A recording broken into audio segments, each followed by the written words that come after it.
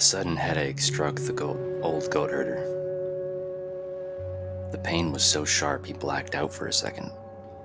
Returning to his sense, he was sitting on the grassy shores of the great sea. Red dots and lines danced in his field of vision as electric shocks traveled across his skull and neck. The old man looked up. The last thing he saw was a fiery sphere hurling towards him from the sky. The same star he grew up watching grow in size and proximity in the sky with each passing day. The old man didn't feel pain upon impact.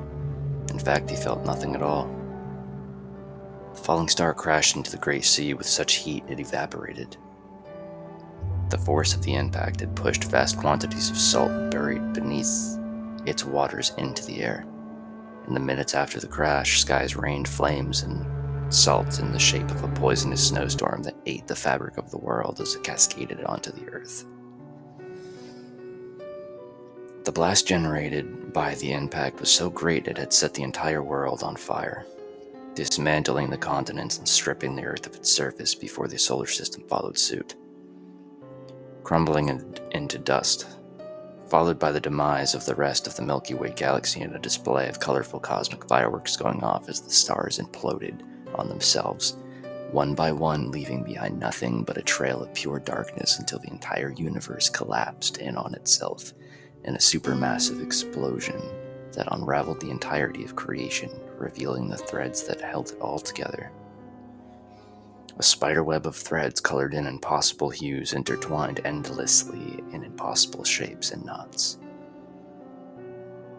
The threads refused to be torn apart by the blast, instead pulling the dried-up skeletal remains of the universe back together into place, forming a grotesque skeleton devoid of life with such a force that an impossibly massive array of colors, sounds, and immeasurable heat arose from the core of that titanic bone formation, leading to the inevitable birth of particles. Particles so small and elusive, yet so magnetically charged, they immediately pull each other closer and closer slowly. They merge to give birth to atoms that further metastasized into elemental molecules, ones that give birth to the building blocks of the flesh of the universe. Before long, muscles and tendons, shaped like stars and nebulae, began taking shape all across the barren skeleton of the cosmos. In no time, the threads of the universe, the fabric of fates, drove the universal evolution to a point where the entirety of creation had regrown its organs in the likeness of luminous stars and quasars, the light-devouring black holes and the planets upon which the amorphous divinities breathed life. Life gave rise to consciousness, and consciousness gave rise to awareness, which eventually birthed mindfulness, from which came the limitation of the divine and the cosmic. Imitation, my bad. Miniature godheads who manipulate and cultivate other life forms, attempting to tame their planets, end up constructing cities and establishing civilizations before they set sail across the vast expanses of the universe, always building, always growing, forever evolving, without control, without limit. In due time, the evolution of creation has gotten out of hand, turning malignant, tumorous, cancerous.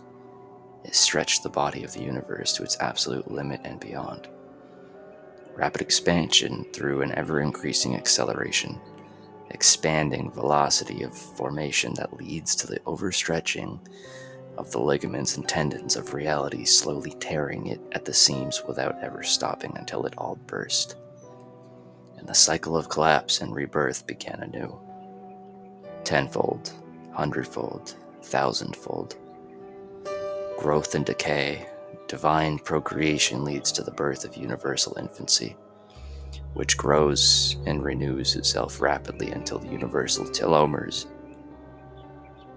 begin to erode and collapse under the weight of cosmic renewal, thus driving to an acceleration in the division of cells, allowing for genetic coding mistakes, leading to the perfect conditions in which cells become cancerous.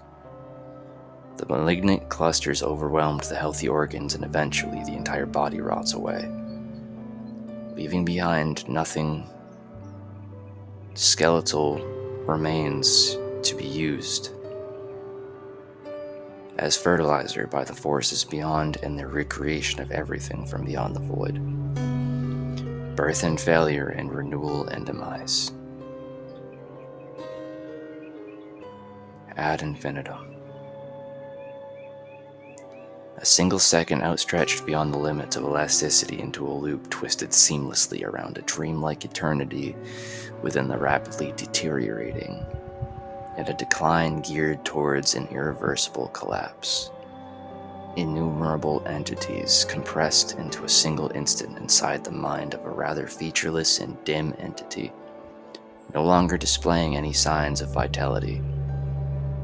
As its mind drowns in infinite possibilities and outcomes, the entity remains perched motionlessly on a brightly shining throne within a room flooded with pure white light.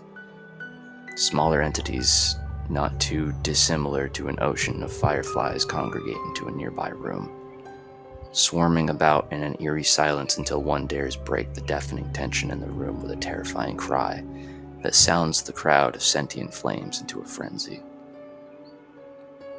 Elo umt. God has died.